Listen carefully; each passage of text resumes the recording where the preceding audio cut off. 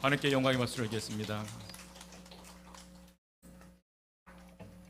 지상에서 가장 빠른 동물이 치타라고 합니다. 이 치타는 최대 속력이 110km 정도의 속력을 낸다고 합니다.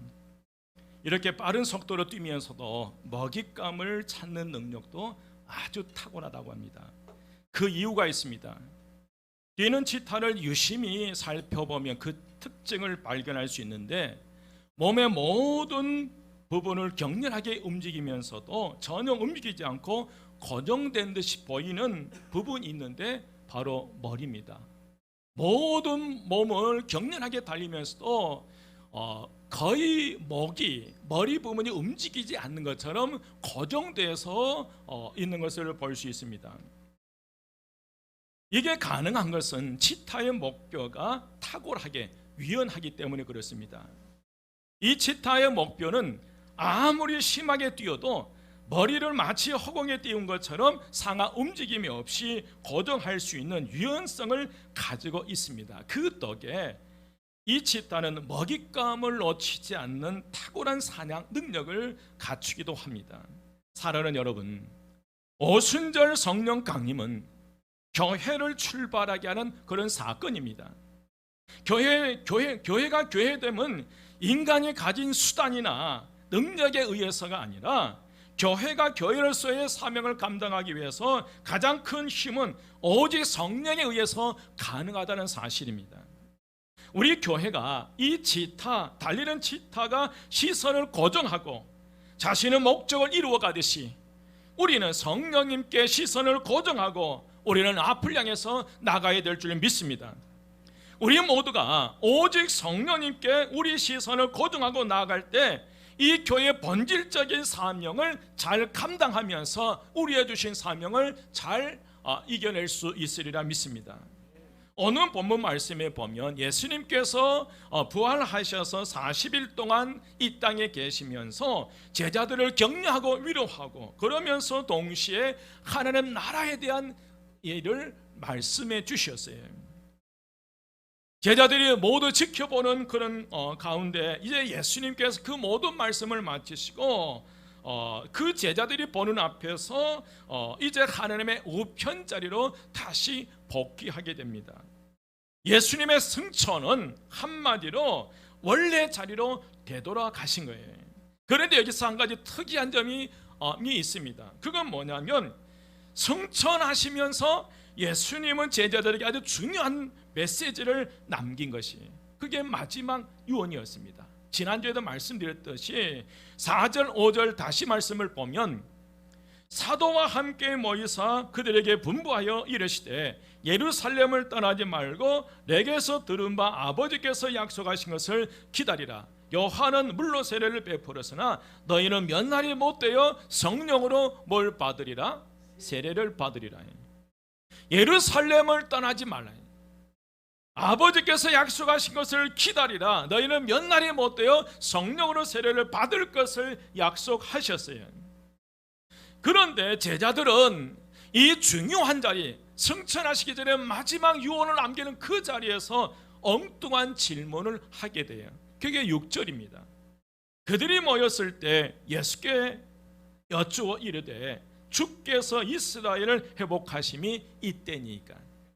사도들은 부활하신 예수님께 이스라엘 회복에 대한 질문을 해요. 당시 이스라엘은 로마의 통치 아래 있었습니다. 그래서 모든 유대인들은 이 이스라엘이 로마의 속국으로부터 벗어나는 것, 로마의 통치에서 벗어나는 것을 간절히 소망하고 바랬습니다. 그래서 예수님이 부활하시기 전까지 이 사도들의 관심은 이스라엘이 로마로부터 정치적으로 독립하는 것이었어요. 이전에 사도들은 예수님이 이스라엘 독립의 주도적인 역할을 하실 것을 믿고 기도했어요. 그런데 예수님께서 십자가에 죽으시고 모든 걸 포기했지만 다시 부활하신 거예요. 그 부활하신 예수님께 다시 또 그 질문을 던져요. 주께서 이스라엘 나라를 회복하심이 이때이니까요. 여러분, 다시 그들을 그 질문을 던진 그들에게 예수님께서 다시 다시 한번 승천을 앞두고 강조하는 말씀이 있어요. 앞으로 제자들에게 정말 필요한 말씀, 예수님께 승천하시고 계시지 그 제자들 곁에 예수님이 계시지 않을 때 진짜 그 제자들에게 필요한 말씀을 다시 한번 강조하신 말씀이 8절 말씀이에요. 8절 말씀에 보면 오직 성령이 너희에게 임하시면 너희가 권능을 받고 예루살렘과 온 유대와 사마리아와 땅까지 이르러 내 증인이 되라 라는 말씀이에요. 이 말씀을 하시기 전에 이 제자들의 관심, 그 관심을 희석시키기 위해서 7절 말씀에서 그 제자들에게 답을 해요. 7절 말씀에 보면 이르시되 때와 시기는 아버지께서 자기의 권한에 두셨으니 너희가 알 바가 아니에요. 예수님은 그 시기와 때가 하나님의 주권 아래에 있다고 알려주셨습니다. 이는 세상에 무관심해지라는 뜻이 아니라 보다 본질적인 것을 관심을 두라는 거예요. 오늘 지타가 110km의 그 속력으로 달리면서도 머리를 고정하고 자신의 먹잇감을 고정하듯이 우리가 이 땅에 살아가면서도 세상의 무관심 속에 살아가는 것이 아니라 본질적인 것에 시선을 고정하고 관심을 가지며 살아갈 것을 말씀하신 거예요. 그래서 예수님께서 승천을 앞두고 다시 반복해서 말씀하신 내용이 좀 전에 말씀드렸듯이 8절 말씀이에요. 그 8절 말씀에 보면 오직 성령이 너희에게 임하시면 너희가 권능을 받고 예루살렘과 온 유대와 사마리아와 땅까지 이르러 내 누가 되리라? 증인이 되리라. 예수님은 두 번째로 이 제자들에게 다시 한번 강조해 주신 말씀이 이 8절 말씀입니다. 그래서 오늘 성령 강림 후 첫 번째 주일에 예수님께서 다시 강조한 이 8절 말씀을 중심으로 오늘 저와 여러분에게 큰 은혜가 임하시기를 주의 이름으로 축원드립니다. 그 첫 번째로 여러분 우리에게 성령이 임해야 한다는 사실입니다. 오늘 8절 말씀 오직 성령이 너희에게 뭐 하시면 임하시면이에요. 여러분 성령이 너희에게 임한다는 이 뜻의 의미는 시대적으로 이제 성령의 시대가 온다는 거예요. 이제 성령의 시대가 시작된다는 의미예요. 예수 그리스도는 하나님의 구원의 계획과 약속대로 유대 땅 베들레헴에서 마리아의 몸을 통하여 성령으로 잉태하여 이 세상에 오셨다면 바로 이와 마찬가지로 성령 하나님도 오순절 다락방에서 지상에 정식으로 임하신다는 사실을 드러내는 말씀이 사랑하는 여러분, 예수님께서는 그 전에도 계셨어요. 육신을 입고 베들레헴에 오시기 전에 예수님도 구약에서 메시아로 계셨던 것입니다. 그렇지만 예수님이 인간의 몸을 입고 역사에 정식으로 오셔서 33년 동안의 구원의 사역을 하셨던 것처럼 바로 천지를 창조하시고 기적을 베푸셨고 수많은 예수님의 사역을 가능하게 했던 그 성령님이 이제 역사의 주체로 성령 하나님으로서 일정한 시간에 일정한 장소에 정식으로 임한다는 거예요. 그래서 오직 성령이 너에게 뭐 하시면 임하시면요, 반드시 그 성령의 하나님께서 임하신다는 사실을 예수님께 또다시 말씀하셔요. 그것이 성령이 임하시면이라는 말씀의 의미인데 이제 성령께서 우리와 함께 하신 줄 믿습니다. 그런데 더욱 놀라운 것은 그 성령 하나님께서 너희에게 임하신다는 거예요. 누구에게요? 너희에게요. 성령님은 이렇게 역사의 어느 일정한 시간과 장소에 오셔서 역사를 주관하시는 주체가 되실 뿐만 아니라 너희에게 임한다는 사실이 바로 성령님은 개인적으로 접촉된다는 의미. 오늘 함께 예배드리는 저와 여러분 한 분 한 분에게 성령이 임하신다는 사실을 말씀하시고 계셔요. 여러분, 예수 그리스도께서 십자가에 죽으셨고 부활하셨다는 것은 객관적인 사실입니다. 그러나 그 사실이 나의 사건이 되는 것이 너무나 중요해요. 예수님께서 온 인류를 구원하기 위해서 십자가를 지시고 피 흘리심으로 말미암아 죽으셨어요. 온 인류를 위해서. 그러나 그 예수님께서 십자가에 죽으신 그 사건이 나의 사건이 되어야 된다는 거예요. 더 나아가서 예수님께서 십자가에 죽으셨는데 누구를 위해서 죽으셨다는 거예요. 더 구체적으로 누구를 위해서? 나를 위해서예요. 여러분, 그게 믿음이라는 거예요. 믿음이 있을 때 이게 가능하다는 거예요. 온 인류를 구원하기 위해서 십자가를 지신 그 예수 그리스도, 그 예수 그리스도가 믿음으로 그 예수 그리스도가 나를 위해서 십자가에 죽으셨다니. 믿으시면 아멘. 여러분, 믿음으로 예수님께서 십자가에 죽으시고 부활하신 사건이 바로 나의 사건이 될 수 있어요. 또한 여러분, 성령 강림은 믿음의 사건이고 은혜의 사건입니다.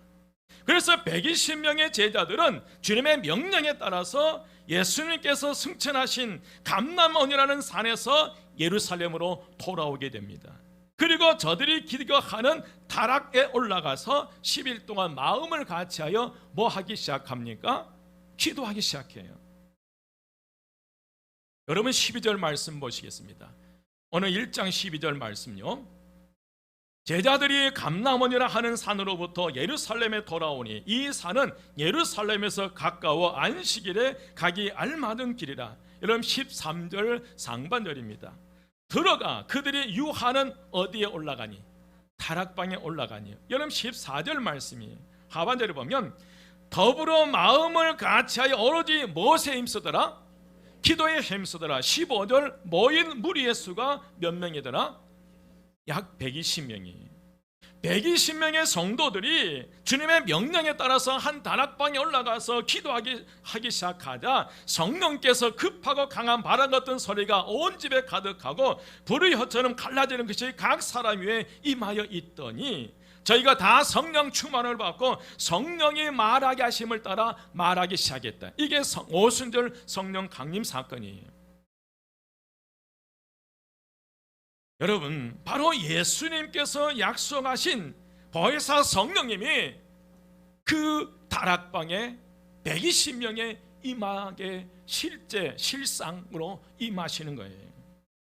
바로 예수님께서 약속하신 그 보혜사 성령님이 실제로 임하신 거예요. 믿으시면 아멘. 실상이 된 거예요.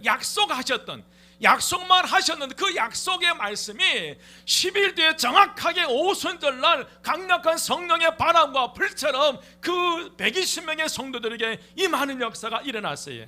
그게 실제가 되고 실상이 돼요. 그걸 어떻게 알아요, 여러분? 적어도 어디 안에 있는 분들은, 어디 안에 올라간 분들은 다락방 안에 120명이 기도했다고 그러는데 적어도 성령, 약속하신 보혜사 성령을 약속한 그 성령님이 실제로 임했다는 사실을 체험하고 느낄 수 있었던 사람들은 다락방 밖에 있는 사람들이 아니었어요. 예수님의 말씀을 붙잡고 다락방에 올라가 기도하기 시작한 그분들에게 실제 사건이 됐어요. 여러분, 예수님 곁에는 수많은 군중들이 따라왔어요. 떡 5개와 물고기 2마리로 5,000명을 먹일 때에 그때 2만 명의 군중들이 따라왔어요. 예수님의 주변에 수많은 사람들이 있었어요. 그러나 마지막 승천하시기 전에 주신 말씀, 예루살렘을 떠나지 말고 내게 들은 바 아버지께 약속하신 그걸 기다리라는 이 말씀에 순종하고 그 말씀 붙잡고 그들이 늘 다녔던 다락방에 올라가 기도했던 120명의 성도들에게 성령의 능력이, 성령 세례가 임한 줄 믿습니다. 여러분, 2022년 성령 강림절에 오늘 저와 여러분에게 강력한 성령의 기름 부음의 역사가 임하실 줄 믿습니다. 저는 성령님의 임재하심으로 초대교회에 놀라운 역사가 나타난 것처럼 우리 교회도 성령님의 임재하심으로 급하고 강한 바람 같은 소리가 이 성전에 가득해서 우리 몸에서 나는 모든 악취가 사라지게 되고 강력한 불이 120명 각 사람의 이 마음으로 말미암아 우리 안에 모든 악한 것들이 성령의 불로 태워지는 역사가 일어나리라 믿습니다. 그들이 실제가 되고 실상이 되었던, 직접 성령님을 체험했던 그들은 말씀에 순종하고 다락방에 들어있는 120명이에요. 오늘 그분들이 되시기를 주의 이름으로 축원드립니다. 2022년 이 성령 강림절을 그냥 헛되이 보내지 마십시오. 2000년 전에 일어났던 그 사건이 믿음으로 나의 사건이 되어야 돼요. 오늘 저와 여러분에게 강력한 성령의 임재가 임하시기를 주의 이름으로 축원드립니다. 그러면 성령님께서 임하실 때에 어떤 역사가 일어날 것인가? 두 번째로 성도들에게 권능이 나타나기 시작했어요. 뭐가 나타나기 시작했어요? 권능이 나타나기 시작했어요.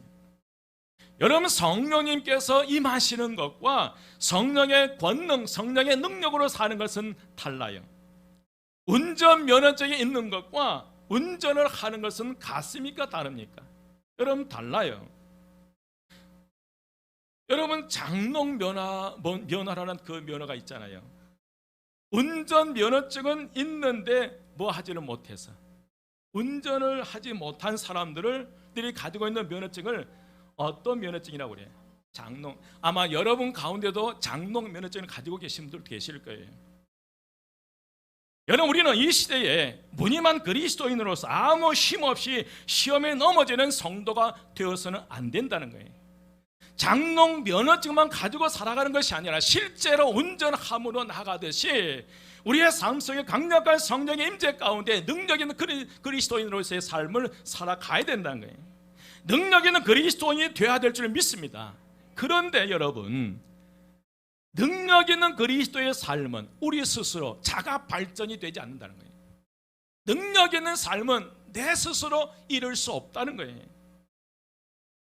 하지만 우리에게 누가 임하실 때에, 성령님이 임하실 때 저절로 능력이 나타나기 시작한다는 거예요. 오늘 8절 말씀에 보면 오직 성령이 너희에게 임하시면 너희가 무엇을 받고? 권능을 받고 그랬어요. 여러분, 권능을 받는다는 것은 능력을 받는 생활을 의미해요. 권능의 언어는 두나미스입니다. 두나미스인데 하나님이 주신 능력을 의미해요. 이 다이나마이트라는 말이 여기서 나왔는데, 여러분, 두나미스는 세상적인 능력이 아니에요. 인간의 노력이나 교육이나 훈련을 통해서 얻을 수 있는 능력이 아니에요. 두나미스는 하나님의 능력입니다. 하나님이 주셔야 받는 것이. 그런데 성령님이 뭐 할 때에, 임하실 때에 권능의 능력이 나타난다고 말씀하셨어요. 성경을 보면 이 두나미스의 권능이 여러 번 나타나기 시작하는데, 사도행전 10장 38절 말씀에 보면 하나님이 나사렛 예수에게 성령과 능력을 기름 붓듯 하셨으며 그랬어요. 이 말씀 속에 이 하나님이 나사렛 예수에게 성령과 능력을 기름 붓듯 하셨으면 말씀, 이 능력이라는 단어가 두나미스입니다. 또한 누가복음 5장에 중풍병자를 고칠 때 예수님의 능력이 나타나는데, 그때도 능력은 두나미스예요. 누가복음 9장에 예수님이 제자들을 반송할 때 귀신을 제어하며 병을 고치는 능력과 권위를 주셨는데, 병을 고치는 능력이 바로 디나미스입니다. 사랑하는 여러분, 이 발전에서 성령이 임하면 하나님의 능력을 모든 사람에게 주신다는 약속이, 오직 성령이 너에게 임하시면 너희가 뭘 받는다는 거예요. 여러분, 특별한 사람들에게 주어진 게 아니라는 거예요.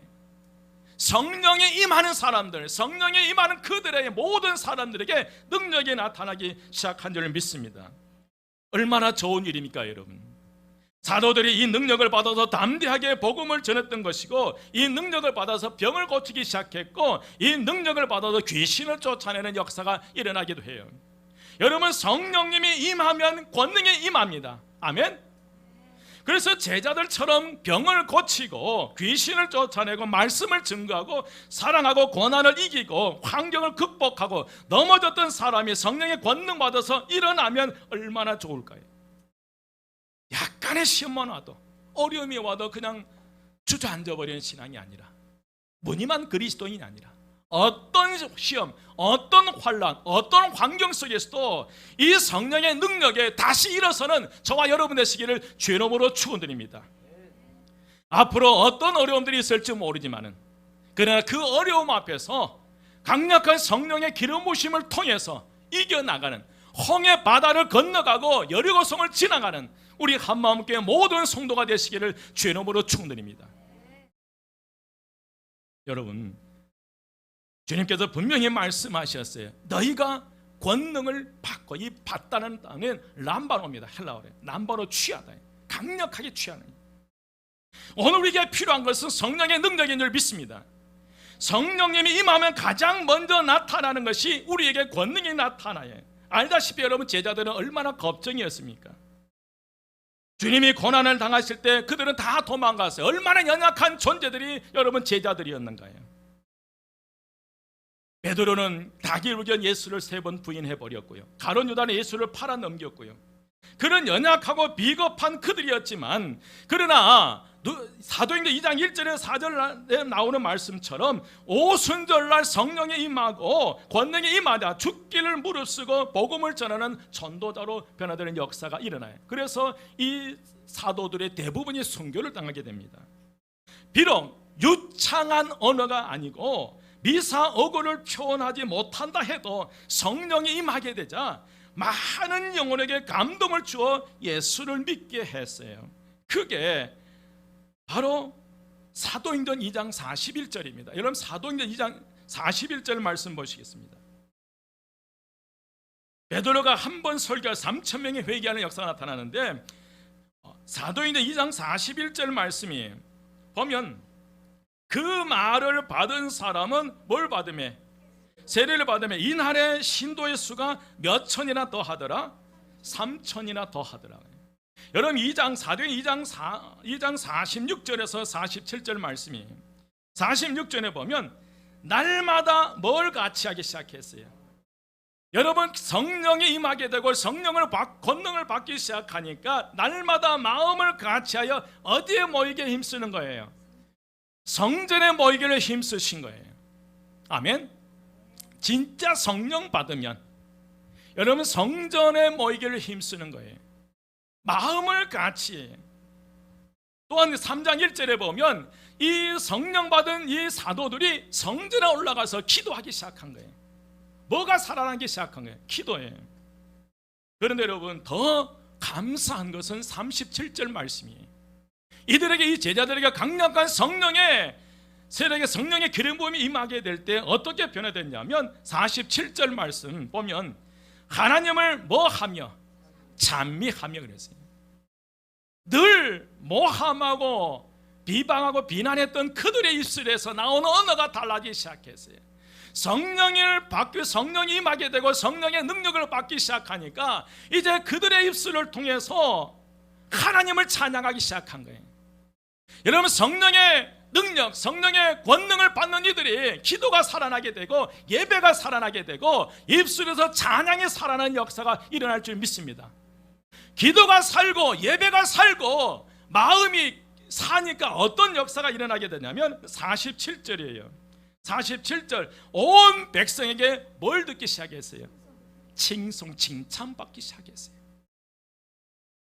그렇게 비겁자했던 그 제자들이 예수의 능력에 힘입어서 이 성령의 임재하심으로, 강력한 성령의 기름 부으심으로 성령의 권능을 받기 시작하면서 그들의 삶이 변화된 거예요. 언어가 바뀌고 삶이 바뀌고 행동이 바뀌기 시작하니까 그 예루살렘의 온 백성이 칭찬하기 시작한 거예요.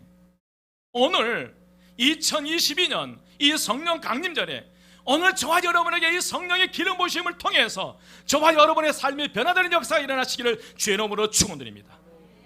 이런 하나님의 역사가 일어나시기를 주의 이름으로 축원드립니다. 사랑하는 여러분, 성령님이 임하시니 성도가 날마다 성전에 모이기를 힘쓰고 하나님을 찬미하며 온 백성의 칭송을 받으며 주께서 구원받는 사람을 날마다 뭐 하시더라? 더 하셨어요. 저절로 전도가 되어버리는 거예요. 성도들의 삶이 성령의 능력에 힘입어서 변화되기 시작하니까요. 이런 하나님의 역사가 오늘 저와 여러분의 가정에 우리 한마음교회 일어나시기를 주의 이름으로 축원드립니다. 또한 여러분, 성령이 임하시면 어떤 역사가 일어납니까? 세 번째는 우리는 예수 그리스도의 증인으로 살아가요. 8절 다시 보면 오직 성령이 너에게 임하시면 너희가 권능을 받고 예루살렘과 온 유대와 사마리아와 땅까지 이르러 내 증인이 되리라 하시니라. 아멘. 우리에게 성령이 임하면 권능을 받게 되고 저절로 예수님의 증인된 삶을 살아갔네. 여러분, 말씀 끝이 내 증인이 되라고 말씀하지 않았어요. 예수님께서 내 증인이 되라고 말씀하지 않았고, 오직 성령이 너에게 임하시면 너희가 권능을 받고 예루살렘과 온 유대와 사마리아와 땅까지 이르러 내 누가 될 것이다. 증인이 되리라. 저절로 되어버린다는 거예요. 우리가 성령 충만하게 되면요. 여러분, 사도행전에는 이 사도들이 증인된 삶을 살아가는 역사에, 사도행전에 예수님의 증인으로 살아간 사람들로 인해 교회가 세워지고 그 교회가 사회를 변화시키는 얘기가 사도행전 얘기예요. 사도행전은 우리가 다 이 일의 증인이라고는 말이 많이 나오고, 십자가에 달리신 예수님을 하나님의 살리신 것은 내 눈으로 직접 보고 경험하고 체험했는데 어떻게 말하지 않을 수 있냐. 여러분, 예수님의 제자들은 예수님 십자가에 죽으시고 부활하시고 승천하신 그 모습을 직접 눈으로 보았잖아요. 눈으로 보았기 때문에 그들은 그 예수를, 그 성령님을, 그 예수를 전하지 않을 수 없어요. 하나님의 생명이 나에게 있는데 내가 고난당한다고 해서 어떻게 말하지 않을 수 있냐? 나는 고난당해도, 옥속에 감옥에 들어가도 증인된 삶을 살아가요. 여러분, 사도 바울을 보십시오. 감옥에, 바울과 실라가 감옥에 들어갔지만 그 감옥 안에서도 기도하고 찬양했어요. 그 감옥 안에서도 예수를 증거하는 믿음의 삶을 살아간 줄 믿습니다. 우리에게 성령이 임하면 권능을 받고 저절로 증인된 삶을 살아갈 수 있다는 거예요. 내 안에 누가 계시기 때문에? 성령님이 계시기 때문에 그래요. 여러분, 성령이 임할 때에 성도가 해야 할 일은 예수 그리스도를 증거하는 삶을 살아가야 될 줄 믿습니다. 성령님이 임하면 지식적으로, 이론적으로, 머리로 신앙생활하는 것들이 이제 가슴으로 내려와요. 보니까, 제 자신을 보니까 머리로 믿었던 그 신앙생활이 성령이 임하게 되고 성령 체험하게 되니까 그 신앙이 가슴으로, 이 마음으로 내려오더라고요. 그리고 성령을 받게 되면 마음이 뜨거워져요. 그런 분들이 계실 거예요. 마음이 찬양하다 마음이 뜨거워지는 거예요. 그래서 성령을 받으면 마음이 뜨거워진 것이고, 성령이 우리의 심령에 임하면 가는 뜻대로 살고 싶은 마음. 그래서 초대교회 성도들이 날마다 마음을 같이하여 성전에 모이기를 힘쓴 거예요. 또 그 심령 속에 누가 들어가니까요? 성령님이 들어가니까 변화되는 거예요. 성령님 우리의 심령에 임하면 또 예수를 자랑하게 되고, 내가 만난 예수님, 나의 죄를 구원하신 예수님, 나의 모든 질병을 치료하신 예수님, 나의 영혼을 사망에서 생명으로 옮기신 예수님을 자랑하기 시작한다는 거예요. 나의 생명의 길로 인도하신 성령님, 나의 마음을 성령으로 뜨겁게 복음에 쓰시는 이 성령님을 전할 수밖에 없다는 거예요. 사랑하는 여러분, 예수님이 이 말씀을 마지막으로 남기시고 11 제자들이 보는 앞에서 하늘로 올라가세요. 구름이 하늘을 가리고 더 이상 예수님의 형상은 보이지 않았습니다. 하늘을 쳐다보고 있는데 제자들을 향해서 두 천사가 이렇게 말해요. 여러분, 11절 말씀입니다. 1장 11절 말씀 한 목소리로 봉독합니다. 다 같이 시작. 이르되 갈릴리 사람들아, 어찌하여 서서 하늘을 쳐다보느냐? 너희 가운데서 하늘로 올려지신 이 예수는 하늘로 가심을 본 그대로 오시리라 하였느니라. 아멘. 여러분, 맞습니다. 우리는 예수님께서 베들레헴 마구간에서 탄생하신 것을 알아요. 예수님께서 나사렛 동네에서 사셨던 것을 우리는 알아요. 예수님이 12살 때 예루살렘 성전에서 대화한 것도 알아요. 예수님께서 나귀를 타고 예루살렘 입성하신 사건도 우리는, 저와 여러분 다 알고 있어요. 예수님이 6월절 마지막 식탁에 가룟 유다와의 대화도 우리는 알고 있고요. 6월절 마지막 식탁에 예수님께서 제자들의 발을 씻겨준 사건도 우리는 알고 있어요. 베드로가 예수를 3번 부인했던 그 사건도 우리는 알고 있습니다. 십자가의 죽음도 알고 있고 예수 그리스도의 부활하심을 우리는 알고 있어요. 이런 사실들을 우리는 다 알고 있어요. 그리고 마지막 승천 장면에서 마지막 하신 말씀이 있어요. 승천 직전에 다시 한번 강조했던 말씀이, 여러분 8절 말씀이, 이것을 예수님께서 그 어떤 것보다도, 신약 성경에 나오는 그 어떤 얘기보다도 가장 중요한 것을 마지막 유언으로 남기신 거예요. 그게 8절 말씀이, 오직 성령이 너희에게 임하시면 너희가 권능을 받고 예루살렘과 온 유대와 사마리아와 땅까지 이르러 내 누가 되리라? 증인이 되리라. 여러분, 뭡니까? 오늘 2022년 저와 여러분의 새로운 믿음의 삶을 살아가야 되는데 가장 본질적인 것, 그건 성령을 받으라는 거예요. 성령을 받아야 하고 우리는 은혜를 받아야 될 줄 믿습니다.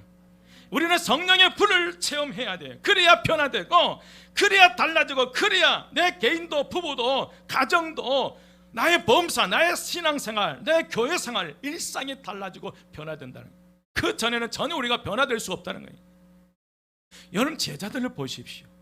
성령 받기 이전에는 예수님께서 부활하셨던 그 부활 예수를 보았음에도 불구하고 그들은 여전히 변화되는 삶을 살지 않았어요. 그러나 오순절 마가다락방에 강력한 성령의 불체험, 성령 세례를 받고 난 이후에 그의 삶이 달라졌다는 거예요. 여러분 2022년 다시 한번 오늘 저와 여러분에게, 여러분의 가정에, 우리 자녀들에게, 우리 교회에 성령의 임하시기를 죄놈으로 축원드립니다. 구세군 장시자 윌리엄 부스라는 분이 신문 기자로부터 이런 질문을 받았습니다. 다가오는 미래에서 가장 큰 위험은 무엇입니까? 여러분, 다가온 미래의 가장 큰 위험은 여러분의 가정에, 우리 교회, 이 나라에 가장 큰 위험은 뭐라고 생각합니까? 네 가지를 답변을 했어요.